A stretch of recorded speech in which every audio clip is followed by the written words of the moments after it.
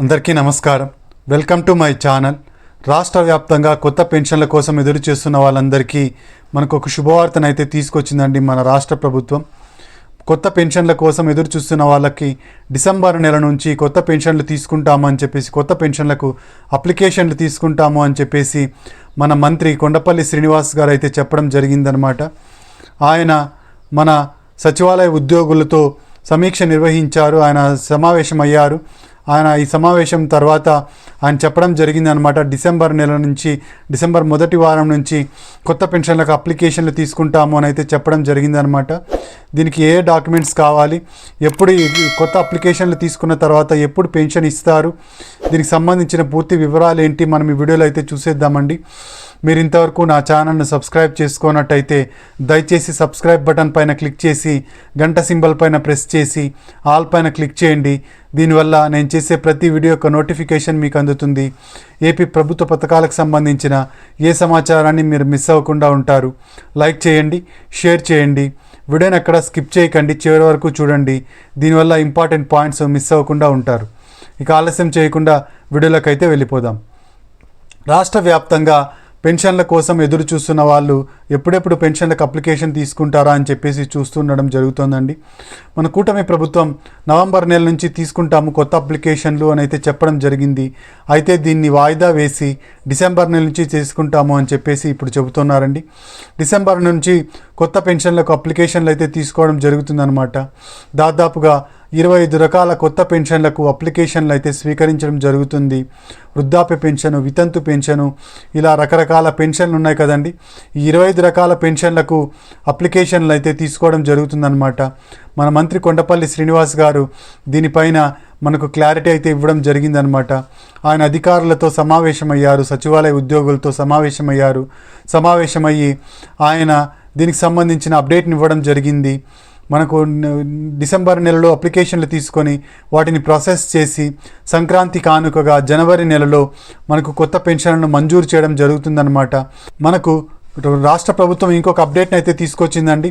మనకు house hold సర్వేని అయితే చేయబోతోందండి. మనకు ఆల్రెడీ మొదలైపోయింది హౌస్ హోల్డ్ సర్వే. ఇప్పుడు దాదాపుగా పూర్తి చేయడం జరిగిందనమాట హౌస్ హోల్డ్ సర్వేని. ఈ హౌస్ హోల్డ్ సర్వే వల్ల జియో ట్యాగింగ్ చేయడం జరుగుతుందనమాట.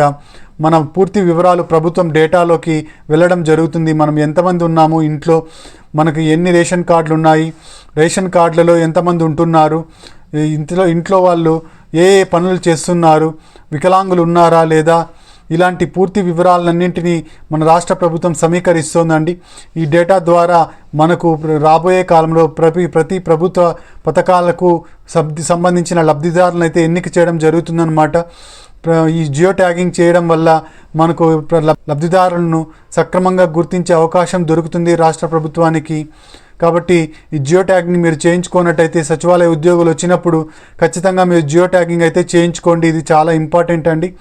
జియో ట్యాగింగ్ చేసుకున్న వాళ్ళకు మాత్రమే మనకు రాబోయే కాలంలో అన్ని ప్రభుత్వ సంక్షేమ పథకాలు రావడం జరుగుతుందన్నమాట. కాబట్టి జియో ట్యాగింగ్ అనేది ఖచ్చితంగా చేయించుకోండి. ఇంకొక అప్డేట్ అయితే ఇచ్చిందండి మన రాష్ట్ర ప్రభుత్వం. 3 నెలల పెన్షన్ ఒకేసారి తీసుకోవడానికి అవకాశం అయితే కల్పిస్తోంది. 3 నెలలకు సంబంధించిన పెన్షన్ అంటే మనకు ఒక నెలలో తీసుకోకపోయినా రెండో నెలలో తీసుకోకపోయినా 3వ నెలలో, ఈ విధంగా 3 నెలల పెన్షన్ను ఒకేసారి తీసుకోవడానికి అవకాశం కల్పిస్తోందండి. మనకు వృద్ధాప్య పెన్షన్ అయితే 3 నెలలకు సంబంధించి 4/3/12,000 రూపాయలు, అలాగే దివ్యాంగ పెన్షన్లు అయితే 6/18,000 రూపాయలు, ఇలా ఒకేసారి 3 నెలల పెన్షన్ తీసుకోవచ్చండి. అయితే ముఖ్యంగా గుర్తుంచుకోవాల్సిన విషయం ఏంటంటే 4 నెలలు ఒకేసారి పెన్షన్ తీసుకున్నట్టయితే ఆ పెన్షన్ను మనకు రద్దు చేయడం జరుగుతుందన్నమాట. కాబట్టి 4 నెలల పెన్షన్ మీరు తీసుకున్నట్టయితే మీకు రద్దు చేయడం జరుగుతుంది. తర్వాత మీరు ఒక అప్లికేషన్ పెట్టుకోవాల్సి ఉంటుంది సచివాలయంలో. ఎందుకు మీరు ఆ పెన్షన్ తీసుకోలేకపోయాము అని చెప్పేసి మీరు అప్లికేషన్ పెట్టుకోవాల్సి ఉంటుంది. అప్లికేషన్ పెట్టుకున్న తర్వాత మాత్రమే మీకు మళ్ళీ పెన్షన్ను పునరుద్ధరించడం జరుగుతుందన్నమాట. కాబట్టి మీరు 3 నెలల పెన్షన్ అయితే ఒకేసారి తీసుకోవచ్చు, కానీ 4వ నెల పెన్షన్ మాత్రం తీసుకోలేరు. కాబట్టి 4 నెలలు మీరు పెన్షన్ తీసుకోకుండా ఉండకండి, ఖచ్చితంగా తీసుకోండి. వీలైనంత వరకు నెల పెన్షన్ తీసుకోవడానికి మీరు ప్రయత్నం చేయండి. వృద్ధాప్య పెన్షన్ ఎవరైతే తీసుకుంటున్నారో, మగవారు ఎవరైతే వృద్ధాప్య పెన్షన్ తీసుకుంటున్నారో మగవారు ఎవరైతే వాళ్ళు చనిపోయినట్టయితే వాళ్ళ భార్యకు అంటే వృద్ధురాలికి పెన్షన్ను వెంటనే ఇవ్వాలి అని చెప్పేసి రాష్ట్ర ప్రభుత్వం ఒక ఆదేశాన్ని అయితే ఇవ్వడం జరిగిందండి. వృద్ధులు ఎవరైనా చనిపోయినట్టయితే, మగవాళ్ళు వృద్ధులు ఎవరైనా చనిపోయినట్టయితే ఆయనకు సంబంధించిన డెత్ సర్టిఫికేట్ను వాళ్ళు సబ్మిట్ చేసినట్టయితే వెంటనే మరుసటి నెల నుంచే వాళ్ళకు పెన్షన్ అయితే ఇవ్వడం జరుగుతుందన్నమాట. కాబట్టి ఇది ఒక మంచి అప్డేట్ అనే చెప్పుకోవచ్చు అండి. వృద్ధులకు ఇది ఒక మంచి అప్డేటు. ఇక నెక్స్ట్ వచ్చేసి మన రాష్ట్ర ప్రభుత్వం 6 స్టెప్ వెరిఫికేషన్ను రద్దు చేయడం జరిగిందనమాట. 6 స్టెప్ వెరిఫికేషన్ అంటే మనకు వైసీపీ గవర్నమెంట్ ఉన్నప్పుడు 6 రకాలుగా మనకు ఏవైనా సంక్షేమ పథకాల లబ్ధిదారులను గుర్తించాలి అంటే 6 రకాలుగా మనకు చెక్ చేసేదండి. 4 వీలర్ ఉండకూడదు, కరెంటు బిల్లు ఎక్కువగా రాకూడదు, ఇలా 6 రకాలుగా మనకు పెన్షన్ల కోసం కానీ ఇతర పథకాల కోసం కానీ మనకు చెక్ చేయడం జరిగేది. దాన్ని ఇప్పుడు మన కూటమి ప్రభుత్వం రద్దు చేస్తూ నిర్ణయం అయితే తీసుకోవడం జరిగింది. సంక్షేమ పథకాలన్నింటినీ అందరికీ అందించాలి అని చెప్పేసి కూటమి ప్రభుత్వం భావిస్తోంది. కాబట్టి ఈ 6 స్టెప్ వెరిఫికేషన్ను రద్దు చేయడం అయితే జరిగిందండి. మన రాష్ట్రంలో దాదాపుగా 3 లక్షల మంది అనర్హులు పెన్షన్ తీసుకుంటున్నారు అని చెప్పేసి మంత్రి కొండపల్లి శ్రీనివాస్ గారు అయితే చెప్తున్నారండి. 3 లక్షల మంది ఎవరైతే ఉన్నారో వీళ్ళు అనర్హులుగా ఉండి కూడా పెన్షన్లు తీసుకుంటున్నారని, వీళ్ళందరినీ గుర్తించి వీళ్ళ పెన్షన్లు తొలగిస్తామని చెప్పేసి ఆయన చెప్పడం జరుగుతుందండి. దీనికోసం దివ్యాంగుల యొక్క సదరం సర్టిఫికేట్లను మళ్ళీ ఇంకొకసారి చెక్ చేస్తామని చెప్పేసి చెబుతున్నారు. దాదాపుగా 3 లక్షల మంది పెన్షన్లు అయితే తొలగిపోనున్నాయి. వీళ్ళందరూ ఫేక్ డాక్యుమెంట్స్ని సబ్మిట్ చేసి పెన్షన్లు అయితే తీసుకుంటున్నట్టు ప్రభుత్వం అయితే గుర్తించిందండి. ఇక నెక్స్ట్ వచ్చేసి ఈ పెన్షన్ల కోసం ఏ డాక్యుమెంట్స్ కావాలి అంటే మనకు 25 రకాల పెన్షన్లు ఉన్నాయండి.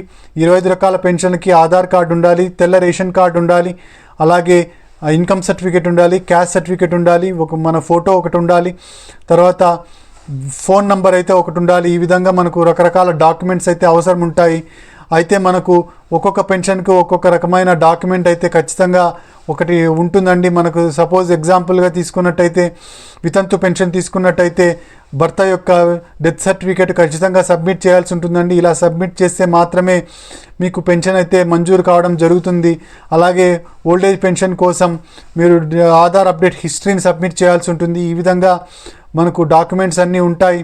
ఈ డాక్యుమెంట్స్ అన్నిటినీ మనము సబ్మిట్ చేసినట్టయితే మనకు డిసెంబర్ నెలలో అప్లికేషన్ తీసుకొని మనకు జనవరి నెలలో ఈ పెన్షన్లు అయితే మంజూరు చేయడం జరుగుతుందన్నమాట.